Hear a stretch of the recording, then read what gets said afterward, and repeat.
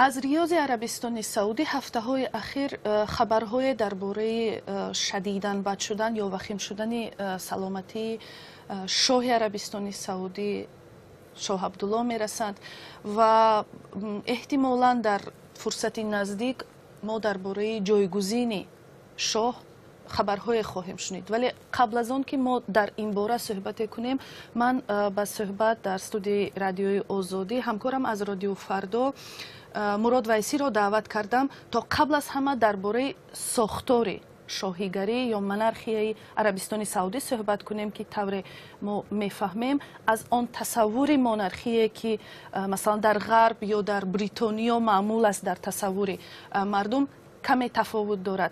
سلام علیکم. سلام. بگوید به فکرش از روی مثلا آن ساختاری که حالا در عربستان سعودی تقریبا 100 سال است که عمل میکند، چی تفاوت های هست که ما باید مثلا بدانیم و واقعا هم جالب است دانستن اونا؟ کشور عربستان 1932 درست شده. 1926 ملک عبدالعزیز بن عبدالرحمن که بنیانگذار عربستان هست بر همه قبایل عربستان پیروز شد و در 1932 این کشور را اعلام کرد و خودش تا 1953 پادشاه بود. بله.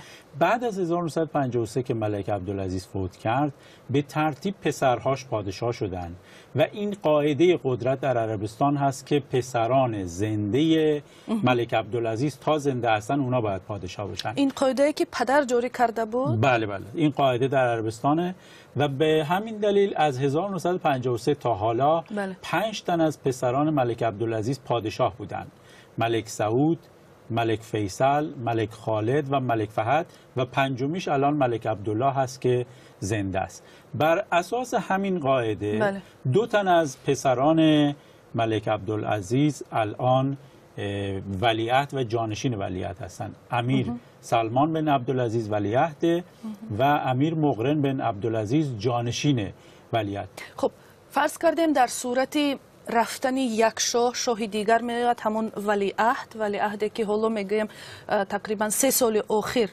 امور اداری را در این کشور در اختیار دارد، چی تغییرات را ما باید منتظر باشیم؟ من فکر میکنم اگر ملک عبدالله بن عبدالعزیز فوت بکنه، به احتمال بسیار زیاد امیر سلمان بن عبدالعزیز ولیعهد پادشاه خواهد شد. و امیر مقرن بن عبدالعزیز هم که الان جانشین ولیعهد یک گام بالاتر خواهد اومد و به سمت ولیعهدی انتخاب خواهد شد. ولی هسته اصلی قدرت هم امیر سلمان است هم امیر مقرن، به علاوه چندین برادرزاده، نه برادر، کسانی که فرزندان این برادرها هستند. مثل امیر محمد بن نایف که الان وزیر کشور عربستان است، بسیار قدرتمنده، وزیر امور داخله. بله. و امیر سعود الفیصل وزیر امور خارجه که فرزند فیصل هست، باباش پادشاه بوده. به زبان تاجیکی گویم امک بچه ها. بله. یا امیر متعب الان که فرزند پادشاه هست، الان فرمانده گارد ملی عربستان هست و انتظار میره در آینده اون هم به سمت وزارت انتخاب بشه. به نظر میاد مهمترین تغییر این خواهد بود که امیر سلمان پادشاه بشه و امیر مقرن ولیعهد. الان هم موقعی که پادشاه بیماره همین سیستم داره کار میکند. خب پس به فکر شما در صورت چنین شکل گرفتن کار، یعنی پیشگویی شونده بودن دوام قدرت در این کشور، آیا میتواند کدام تغییرات جدی در داخل این کشور و بیرون آن شود؟ من فکر نمی کنم. به 2 دلیل تغییرات جدی رخ نخواهد داد. در درون کشور به دلیل اینکه قاعده قدرت از قبل معلومه که چه کسی به جای چه کسی خواهد رفت و اون کسایی هم که پست های اصلی در اختیارشونه مثل وزیر خارجه کشور، اینها همه سمت ها مشخص در درون اعضای خاندان آل سعود هست و برادرها و برادرزاده ها.